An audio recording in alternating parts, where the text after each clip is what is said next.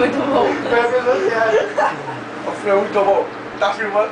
Vai quebrar o Tá pote. filmando? Foi muito bom. Eu vou chamar aqui no palco. Vou chamar aqui no palco. Vem pra cá você, vem pra cá você. Mas como você chama? Thaísa. É Thaísa. Thaísa. Caraca, quebrou o pote. É a primeira vez que você vem no programa? É, a primeira vez. Bota a mão aqui, Thaísa. Vai Vai pra lá, vai pra lá. Vem você, vem você, vem você. Vem você. Tudo bom, tio? Mas como você chama? Essa é a história do bambu. Como? Alana. Como você chama? É a Lana! A Lana, você veio da caravana de onde, Alana? De Pirinópolis. Pirinópolis! Eu venho de Pirinópolis!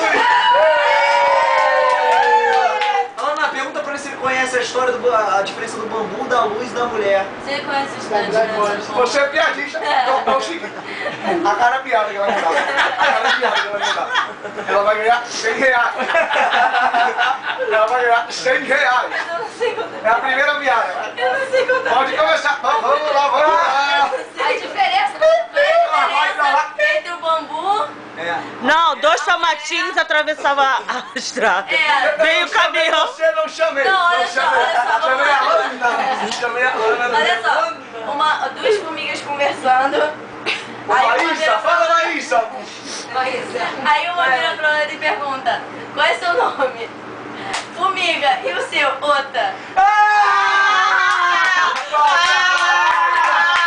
Deixa eu botar Não, você não quero ganhou. botar Você vai tirar uma nota. Eu vou dar pra tirar uma nota. Tem uma nota de 100 reais. Tá bom, manda Tem uma nota de 50 reais. 50 reais. E tem uma de 20 reais. Uma de 20 reais. Uma de 10 reais. Uma de 10 reais. Vamos lá, pode ser.